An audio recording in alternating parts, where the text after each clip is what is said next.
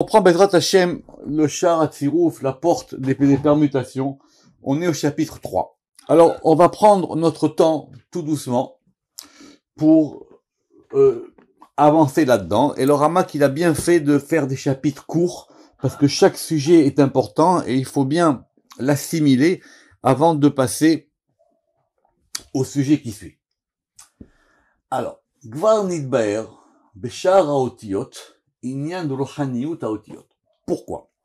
On a déjà passé les 2 premiers chapitres à étudier la technique. On a vu la technique de la permutation. Mais évidemment, on n'a pas besoin de l'hébreu, comme je l'expliquais, pour avoir un nombre arithmétique de permutations. C'est que dans les permutations, il y a ce que le Ramak il appelle ici une spiritualité. C'est-à-dire, il y a une force. Or, ce sujet de la spiritualité, il a déjà été abordé, évidemment, vous vous rappelez, quand on a parlé des lettres elles-mêmes. Ou Metsi ou Tam. Donc, voir la porte des lettres. Parce que les lettres hébraïques, elles ont une force en elles. Elles ont une force, elles ont une provenance, elles ont un influx, tout ce qu'on a vu dans la porte des lettres, si vous en souvenez. Velachen. Et donc, Kacher Nevaer Letzaref Gimel Otiot. Lorsqu'on va maintenant permuter 3 lettres. Achar Sheotiot Aele Emruchaniyut Tsurot Peshutot.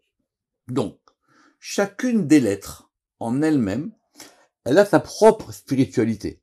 Elle a son propre influx. De façon simple. Be'echrach tiyena murkavot ve'nichlalot kol achad mechavrita. Mais maintenant, quand on va prendre une lettre plus une, ça fait 3 lettres. Le fait qu'elles soient composées, le fait qu'elles aient un ordre, ça va effectivement rajouter et mettre plus ensemble de la spiritualité de ces lettres-là. Qui chen derech aluchaniut, parce que c'est un principe dans les choses spirituelles qu'on va expliquer. Kilo levad kara inyan haze les sphirot, parce que c'est un principe qu'on retrouve même dans les sphirot. Aval kara inyan ze gam ken la anafim, et on va retrouver ça aussi dans les anafim, c'est-à-dire dans les déploiements des sphirot. J'explique. On a vu, nous, les sphirotes les unes après les autres. Maintenant, quand on a une composition de sphirotes, cette composition, elle va donner une interaction. Et cette interaction, elle va aussi jouer sur les anafim, c'est-à-dire sur les branches, les embranchements, les déploiements des sphirotes les unes après les autres. Karagamken anafim. Ve'atzilut amista'ifim mem. Et donc, tout ce qui va être émané de cela. Me'achar, she'em tsurot netzot, parce que ce sont des choses qui ont été émanées. C'est-à-dire quoi? Premier principe, la lettre, c'est quelque chose qui est émané. Ça veut dire qu'elle provient, elle a une dimension spirituelle. Rappelez-vous tout ce que le Midrash il a dit sur les lettres, vous vous rappelez qui sont descendues du ciel, sur les lettres qui ont été par exemple dans les tables dans les fameuses tables de la loi, il y a des zohars sur le fait que les lettres elles étaient feu blanc sur feu noir ou feu noir sur feu blanc, c'est marqué plusieurs fois dans le Zohar. Et la preuve de ça, quand on a parlé dans la porte des Echalot, au chapitre 4, quand on a parlé du Sanhedrin, vous regarderez ça, c'est au chapitre 4, et on avait dit que le Sanhedrin, c'était, vous vous rappelez, il y a un Sanhedrin, le Sanhedrin, il y a 70 personnes dans le Sanhedrin. Ayoshvim be'aganasar, et ils sont en demi-cercle, et l'expression elle est comme c'est marqué dans le Shirachirim, ça veut dire c'est comme le pourtour du nombril. She'em nichlalim kulam yachad bekol echad mehem, et donc ils vont former une unité. Donc déjà il faut réfléchir à cette notion. Quand on a des éléments différents, et qu'on les met ensemble, ça ajoute quelque chose en plus dans leur interaction. C'est pas 1 plus 1, évidemment. C'est un grand sujet, on pourrait réfléchir à ça. Ça veut dire que chacune des lettres, elle a une énergie. Maintenant, quand on a formé un mot, on a choisi un certain nombre de lettres qu'on a mis dans un ordre particulier. Et donc, du coup, le Aleph n'est plus un Aleph. Si, par exemple, on va prendre un exemple simple que Abou Lafia, il prend dans Ora Sechel à la fin, le Abraham. Aleph, Bet, Resh, He, Mem. Le Aleph, le Bet, le Resh, le He, le Mem, ils vont se composer ensemble pour former un nom qui est le nom d'Abraham. Et ce nom d'Abraham, il désigne Abraham. Ça, c'est quand on parle des noms qui vont désigner. Mais quand on parle des noms qui vont créer, quand on verra, si Dieu veut, par exemple, dans la semaine prochaine, dans les Ralash Sheharim du Sefer à Yetzira, pour ceux qui ont fait le Sefer à Yetzira avec moi. Quand on a dit que le monde était créé avec des lettres, c'est-à-dire que les lettres, en même temps, elles permettent non seulement d'avoir le principe de désignation, c'est ça que nous, en général, on appelle le langage. Le langage, c'est le fait par lequel on va désigner ou on va parler. Mais là, maintenant, ces lettres-là, elles indiquent et elles donnent un influx. Vous voulez un exemple le plus simple possible? On l'a vu dans le Zohar, quand il y a marqué que Misam Shamot Baaretz. Quand on a dit à propos de, si vous vous en souvenez, c'est un très beau Zohar dans Chok l'Israël, comment Dieu, il a fait pour le nom de Noach. Vous vous rappelez que le père de Noach, il avait un doute. Il a dit, mon fils, il apportera de la consolation au monde. Et donc, j'aurais dû l'appeler Menachem, mais je l'ai appelé Noach. C'est un très beau Zohar. Vous voyez bien que le nom, il a donné un influx sur cet enfant. Très bien.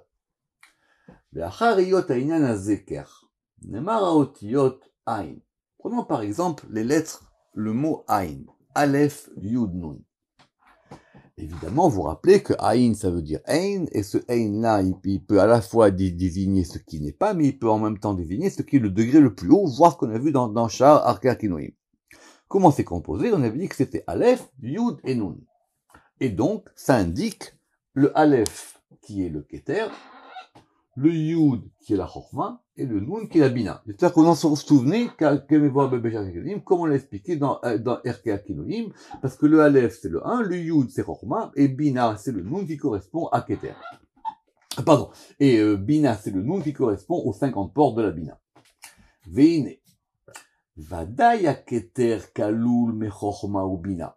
Maintenant, le Keter lui-même, il est composé de Chokhma et Bina. Et la Chokhma, elle est composée aussi de Keter et Bina. La Chokhma mi Keter ou Bina. Et la Bina de Keter et Chokhma. Donc, déjà, au départ, ces éléments, ils sont pas des éléments simples, ils sont des éléments composés. Ça veut dire, quand on dit le Keter, mais dans Keter aussi, pour que Keter puisse communiquer avec les autres éléments, il faut qu'il ait en lui des autres éléments. Donc, aval, yuchlal behem bishne panim. C'est-à-dire, comment ça va se passer?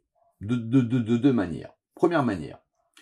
Im sheikabel ha chokhma me ha keter. C'est-à-dire, si la chokhma, elle reçoit du keter, veyashpiya babina, et elle va donc influer dans la bina. C'est-à-dire, je reprends, keter, il donne à chokhma, et chokhma va donner à bina. Velazé, chouya, seder haotiot kach. Or, si c'est ainsi, qu'est-ce qu'on aurait dû donc devoir avoir? On aurait dû donc dire que c'est le yud du haïn qui est la chokhma qui est goveret. C'est-à-dire, quand on a le mot haïn, aleph yud nun, donc c'est le aleph qui est la première lettre. C'est la lettre principale. C'est la lettre qui va donner la tonalité, comme vous voulez en musique. C'est la première lettre. Et cette lettre-là, elle va donner au yud et le yud au nun. Mais si maintenant on veut que le yud soit prédominant, alors effectivement on aurait dû composer un mot avec le yud en premier. On va prendre les choses doucement. Velachen, chouya seder haotiot kach. Le yud du haïn, qui est la chokhma, il aurait dû donc être prédominant. Mipne, shekol haotiot hashlosha em be'etzem ha-chokhma. Parce que ces trois lettres ensemble, elles sont liées par rapport à la chokhma. Velachen, bechinata, yigber leolam. Et donc, du coup, pour que ce soit tout ensemble, donc on aurait dû donc mettre le yud au début. Or, ce yud au début, où est-ce qu'on va le trouver? On va le trouver quand on va commencer à permuter, mon haïn. Aleph yud nun. D'accord. Donc j'espère que vous savez comment ça marche. Aleph yud nun, on va d'abord le permuter en Aleph nun yud. Très bien. Après, on va prendre le yud. qu'est-ce qu'on a dit? On va prendre le Yud, on va faire Yud, Aleph, Nun, Yud, Nun, Aleph. Les deux permutations qui vont commencer par la lettre Yud, elles font quoi? Elles placent la force du Yud en premier. Et elles vont donc donner aux deux autres lettres qu'on va permuter, c'est-à-dire le Nun et le Aleph et le Aleph et le Nun, elles vont leur donner une force différente. Et après le Aleph.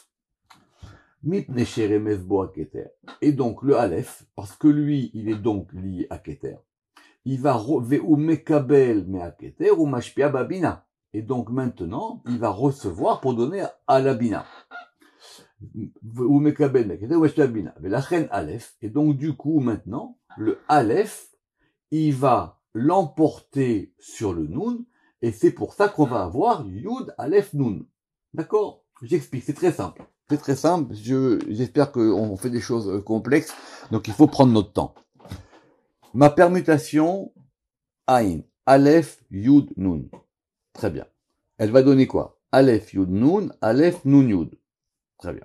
Deuxième ligne, on a dit, on va passer au Yud. Donc on va avoir Yud, Aleph, Nun, et Yud, Nun, Aleph. Quand on a Yud, Aleph, Nun, c'est le Yud de Chorma qui va donner à Keter et qui va donner à Bina. Or, comment est-ce qu'on peut avoir dans un même mot, c'est un grand sujet, dans un même mot toutes ces forces?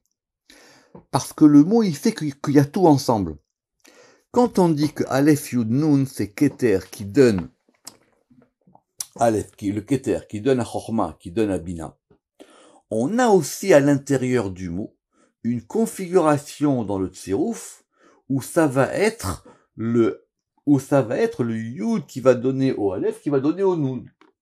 Ve'u tsirouf echad, et donc on a du coup une permutation particulière. Ve'od yistarev derer acheret sheyagbir bina al-chorba.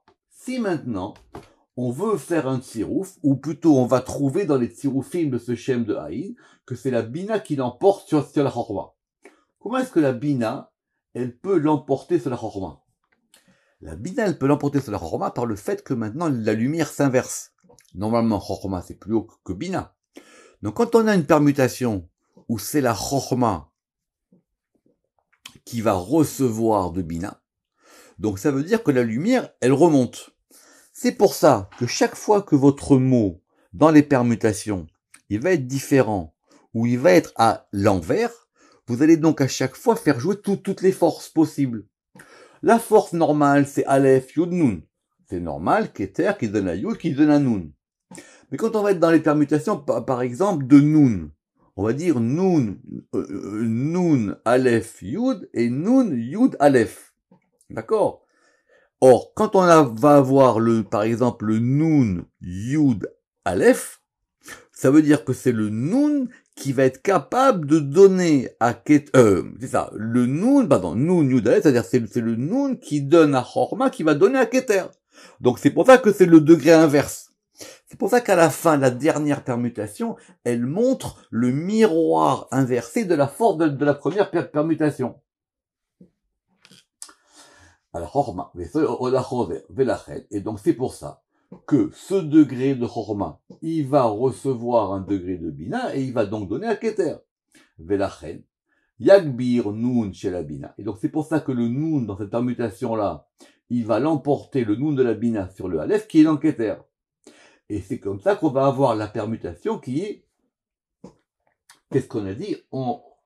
C'est-à-dire la permutation qui est Nun, Yud Aleph. Exactement. Maintenant, si on prend la permutation Yud, Nun, Aleph, à la Chorma, ça veut dire quoi? Yud, Nun, Aleph, ça veut dire que mon Yud de Chorma, il influe dans la Bina qui va influer dans Keter. Qu'il est Olam. Parce qu'ici, comme ça commence par un Yud, c'est Chorma qui l'emporte. Vechen ala Keter shtaim les sibot elou, et donc de même à Keter en deuxième position de cette manière-là. Comment? Parce que la lettre du Keter, c'est le Aleph. Velachen leolam goveret. Mais effectivement, par rapport à un ordre général, c'est Keter qui l'emporte. ou les filles, chez les familles Miashpia Mehorma. Mais maintenant, comment on va faire tourner le mot? Donc effectivement, il sera possible que maintenant le Keter, il va recevoir de Chorma, et vers la Bina, les familles Miashpia Mehorma et la Bina dans la manière de la lumière. C'est-à-dire, quand j'ai par exemple mon ordre, que c'est le Yud qui est avant le Nun. Alors ça marche. C'est le Yud qui est avant le Nun. Vous avez compris? Ça marche dans l'ordre normal. Et donc, c'est pour ça qu'on a le tsirouf de base qui est mon tsirouf de Aïn, Aleph Yud Nun. Ou Mipne. Mais puisque, chez Gam les familles Besoda au Choser. Mais maintenant, quand on permute, on va faire donc renverser les lumières. On va donc faire ça dans tous les sens. Donc du coup, la Bina, elle va pouvoir l'emporter sur Chorma. Or, quand la Bina, elle emporte sur Chorma et que ça provient de Keter, on va avoir donc la permutation Aleph Nun Yud. C'est quoi Aleph Nun Yud? Évidemment, Aleph Nun Yud, en plus, ça forme le mot Ani. C'est le moi. C'est quoi Ani? C'est Keter, évidemment, qui est en première position. Mais maintenant, Keter, il va influer vers la Bina, et la Bina, elle va réinfluer sur le Yud. Ve'em shne sirufim et la Keter. Et donc, ça, c'était pour expliquer les deux premiers sirufim de Keter. C'est-à-dire, c'est quoi? Aleph, Yud, Nun, Aleph, Nun, Yud. Et de même, les deux sirufim qui correspondent à la Bina, c'est-à-dire les sirufim qui vont commencer donc par la lettre Nun.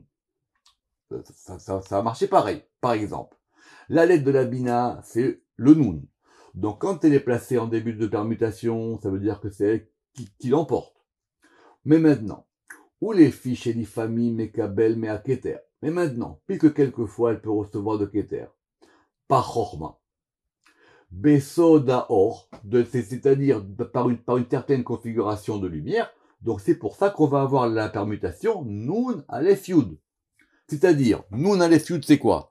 Nun Aleph Yud, c'est la Bina, le Nun, qui va donner au Aleph, qui est le Keter, qui va lui-même donner à Chorma. Ou les filles.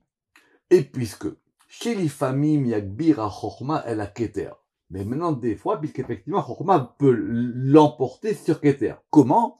Par le fait que maintenant, on ait une lumière de bas en haut. Et donc, du coup, on va comprendre que la reine, Yakbir ot Yud à la Aleph, que c'est le Yud qui va l'emporter sur le Aleph, et donc on va avoir Nun Yud Aleph. Quand on a Nun Yud Aleph, qu'est-ce qu'on a? On a le Nun de la Bina, qui va donner à Chorma, et Chorma qui va donner à Keter. Or, cette permutation de Nun Yud Aleph, vous avez bien compris que maintenant, pourquoi est-ce que c'est la dernière des permutations? Parce qu'elle est complètement l'ordre inverse de Aleph Yud Nun. Iné. Bemilatani yeshvav tirufim kemevoa. Et donc, du coup, maintenant, c'est pour ça qu'on va avoir nos sites tirufim. C'est-à-dire qu'on va avoir un Aleph Nun Yud, Aleph Yud Nun, par le côté du Aleph, Yud Aleph Nun et Yud Nun Aleph par le côté du Yud, Nun Aleph Yud et Nun Yud Aleph par le côté du Nun. Je répète, on a deux permutations qui commencent par le Aleph, c'est-à-dire Aleph Nun Yud, Aleph Yud Nun, deux permutations par le Yud qui sont Yud Aleph Nun, Yud Nun Aleph, et deux permutations qui commencent par le Nun qui sont Nun Aleph Yud, Nun Yud Aleph. Et donc on fera pareil pour 4 lettres ou 5 lettres. Donc, pour revenir à ce que j'ai dit la dernière fois, le fait de permuter Ani ou le fait de permuter Aïn, qui sont donc composés des mêmes lettres, on aura évidemment les mêmes permutations. Mais l'ordre et la suite donnera des forces différentes. Et donc maintenant, quand on permute, en fin de compte, on va inverser les forces du mot. Mais ces forces du mot, elles sont toutes comprises dans le mot. Donc c'est avec ça qu'on joue. Et la vérité, c'est pas un jeu. La permutation, c'est pas un jeu. C'est qu'on joue avec des forces. C'est ce que le Ramak va maintenant nous expliquer. Alors, revenons à notre histoire des lettres doublées, du dernier cours. Oulam. Quand maintenant les lettres sont doubles. Écoutez bien ce que dit le Ramak.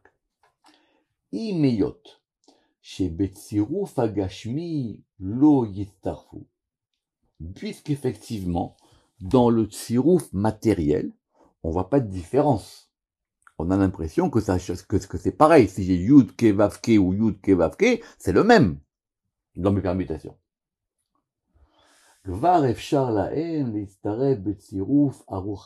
Mais d'un point de vue de la force spirituelle, c'est pas pareil. Parce que ça dépend d'où provient le dans mes permutations. Chez En Ruhaniutan Shave Kedepirashnu. Parce que la force spirituelle n'est pas la même. Et c'est pour ça qu'on a expliqué dans la charte Pratea Shemot que le Shem Yud Kevavke, normalement, il a donc 24 permutations. C'est vrai que matériellement, il y en a que 12, mais spirituellement, il y en a 24. Alors, pour faire ça, avec M. Seban et Chrono Livracha, on avait trouvé une petite technique. Vu qu'on a des lettres doubles, par exemple dans le Shem Yud Kevavke, alors, on va leur donner une couleur. Ou même un exposant. On va dire, il y a le He 1 et le He 2. On va dire, il y a un He d'une couleur et un He d'une autre couleur. Or, vous verrez bien que si par exemple vous avez Yud Kevavke, et que le Yud Kevavke c'est He 1 et l'autre c'est He 2, ou si vous avez He 2 et 1, bien que, comme il dit le Ramak, du Miprinat Gashmi, d'un point de vue corporel, c'est-à-dire matériel, c'est le même, d'un point de vue spirituel, c'est pas du tout le même. Et c'est comme ça qu'on avait vu dans le Sefer Abaye. Regardez là-bas. Be'ulam yi'u kefulim. Et effectivement, bien qu'il soit double, en fonction de ce que sera le et qu'on va prendre, soit on aura des permutations masculines ou féminines. Alors Rama qui dit Besham Bakistur a fait, et ici je préfère dire des choses courtes et bien. Ça veut dire que c'est pas la peine d'aller plus loin. Mais je vais vous expliquer un petit peu. Dans les permutations, si vous reprenez les permutations du Shem Yud Kevavke, d'accord. Quand on met le Yud en premier, alors évidemment c'est le côté masculin qui l'emporte. C'est le Yud. Les permutations qui vont commencer par un Vav aussi. Mais les permutations qui vont commencer par un E, elles vont être du côté féminine. C'est pour ça qu'on aura 12 permutations masculines et 12 permutations féminines. Or, dans l'ordre du nom divin, quand le E l'emporte, il faut voir comment ça va donner maintenant. Il faut voir qu'est-ce que ça va donner comme force. La preuve, c'est que la permutation de la destruction, ou du mois le plus dur de l'année, qui est le mois de Tammuz, vous verrez bien qu'elle est complètement l'inverse que la permutation du mois de Yud Kevavke de Nissan, qui est le mois de la Géoula et de la délivrance. Quand on va commencer à déployer cette énergie des permutations, on va effectivement, si je peux dire ainsi, manipuler des forces très très particulières. Et c'est ce que le Ramak maintenant va nous dire. Ou mipne. Inyan klalu taorod ve'eratam elu be'elu. Et donc, puisque maintenant, cette mise en commun des forces, les unes avec les autres, dans les permutations, nimsa shepirshu ksat me'akadmonim. Certains des kadmonim, ça veut dire des premiers kabbalistes, ou plutôt des kabbalistes anciens, qui betsiruf ve'gilgul, que par exemple, quand on va faire le tsirouf du Shem Ayin Bet, vous vous rappelez le Shem Ayin Bet? Très bien. Le Shem Ayin Bet, c'est compliqué, hein. Vous vous rappelez que c'est donc 72 fois 3, c'est donc, ça fait donc 216. Ou d'autres noms. Écoutez bien. Achar. Ibodedut Gadol. Donc si la personne qui fait ça, elle va se concentrer, ou elle va s'isoler, ou elle va avoir un grand travail qu'elle doit faire sur elle. Ce mot de Ibodedut, j'espère que vous le connaissez, il a été repris dans la Chassidoute. Dans la Chassidoute moderne, ça veut dire le fait plutôt de se mettre un peu à l'écart. Mais dans la Chassidoute ancienne, ça veut dire le fait maintenant que la personne, elle s'isole pour pouvoir commencer à travailler ses permutations. Yid Galé va se dévoiler, les tzaddik pour le juste, à Zakai qui le mérite. Amaskil Beinyanim, et qui va être capable d'intellecter tout ça. Notez bien ce que le Ramak il a dit. Il y a plusieurs conditions. Il faut d'abord être isolé, il faut être vraiment se mettre à l'écart pour te concentrer sur les permutations. Il faut que la personne, elle ait un degré, qu'elle soit une bonne personne, injuste. Zakai, qu'elle soit méritante. Amaskil, qu'elle soit capable en même temps de méditer ça, d'intellecter. Alors lui, il pourra obtenir Ksat, Mechelek Abatkol, un petit peu d'une partie d'une voix divine. Batkol, vous savez que c'est la Batkol, c'est-à-dire la voix dans la voix, c'est l'une des étapes de Ruach HaKodesh. Rotzeloma, c'est-à-dire Ruach Hashem Yedaber Bo, ça veut dire que le souffle de Dieu va parler par lui. Ou Milato Aleshono, et donc, elle va être sur sa langue. Pourquoi? Pourquoi est-ce que les permutations, ça a été pendant longtemps, et surtout chez Aboulafia, et vous rappelez bien que le Ramak, c'est un grand sujet, il est très prudent à Aboulafia. Mais on peut considérer que ici, il le cite, on va dire, de façon allusive, si je peux m'exprimer ainsi. Ou Metam, pourquoi? Parce que chez Umechaber Akochot, parce que par les permutations, on va lier des forces. Ou Meyaredam, et on va les unifier. Ou Mechashekam Ish Alachiv, Kemaet Ish Uliato, ça veut dire que maintenant, on va mettre ensemble des éléments. Et quand on va mettre ensemble tous ces éléments, selon le verset qu'il a dit, on va donc déclencher quelque chose. La permutation, vous allez déclencher, vous allez allumer quelque chose. Ad, chez Yushpa, Alav, Rova, Shefa. Et maintenant, en déclenchant cet influx, comme il passe par vous, comme c'est vous qui le mettez en œuvre. Parce que la permutation, c'est quoi? C'est un être humain qui le fait. C'est l'être humain qui va maintenant faire ça.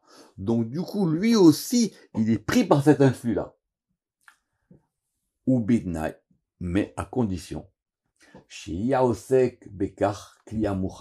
que celui qui fasse ça, il soit déjà lui-même un ustensile prêt pour qu'il puisse recevoir les kabel aruchaniut, pour qu'il puisse recevoir cette spiritualité. Verra où il écart et qu'il soit donc apte. Regardez le Ramak, toutes les précautions qu'il a prises. Il faut plusieurs conditions. Il faut que la personne elle soit capable de bien le faire. Il faut que la personne elle soit capable d'accepter ça. Il faut qu'elle soit elle-même un bon kéli. Il y a beaucoup de conditions. Et on voit bien que le Ramak ici il prend beaucoup de précautions. Parce que si il ne le fait pas ainsi, chez Imlokar, alors du coup ça va s'inverser. Et tout cet influx-là, il va se retourner contre lui. Vous vous rendez compte ce qu'il dit là, le Ramak? Le Ramak d'habitude, il parle pas beaucoup de cabale pratique. Là, il dit attention, c'est dangereux. Là, on touche à un truc dangereux. Et c'est à ce propos qu'il y a un verset dans Jérémie en 2.21. Ce verset dans Jérémie, il dit comme ça. En Jérémie 2.21, Va'anochi netatir sorek kula zeraemet. Et voilà, je t'avais planté, c'est le Dieu qui parle par le prophète à Israël, je t'avais planté comme une vigne excellente. Je vous donne la traduction de Caïn. Kula zera emet. Kula zera emet, ça veut dire tu es toute une semence de vérité. Je sais pas pourquoi il a traduit ça ici comme étant le meilleur des rejetons. Ve'er ne'efart. Or, comment est-ce que tu t'es transformé pour moi? Souré Gefen Nochlia, et tu es devenu une vigne étrangère, et qu'elle est traduite comme une vigne bâtarde. Donc, ça veut dire que tu avais en toi cette force de vérité. Et cette force de vérité, si tu n'es pas capable de la faire, maintenant c'est devenu l'inverse pour toi. Alors c'est intéressant parce que ce verset-là, c'est le prophète qui parle à Israël. Il dit voilà, tu avais en toi des forces, et ces forces-là maintenant, tu les as abattardies. Tu les as données de l'autre côté. Tu as perdu ces forces-là, et non seulement tu les as perdues, et en plus maintenant tu les as transformées en forces négatives. Veikriv Eshzara, et c'est comme si il avait apporté un feu étranger devant Dieu. où il avait apporté un feu étranger que Dieu ne lui a pas demandé. Voilà la mise en garde de ce chapitre avant de poursuivre. Ve'acha, et après, que dans les chapitres précédents, donc que maintenant nous ayons établi la technique des tzirufim, chapitre 1, chapitre 2, qu'on ait compris maintenant le principe général spirituel de ces choses-là, on va partir, à partir de la semaine prochaine, à étudier le tziruf de façon spirituelle. Or, pour continuer dans cette étude, il nous manque un élément. C'est quoi l'élément? C'est comment est-ce qu'on va permuter les points voyelles. Alors ça va être très passionnant, mais très complexe. Et je vous demande, si vous avez le Or HaSechel qu'on a traduit, de bien retravailler sur les permutations qu'on va voir là-bas avec les lettres de Notarikun, pour qu'on puisse comprendre ce qui va se jouer dans les chapitres d'après. Baruch Adonai Le'olam, Amen Ve'Amen.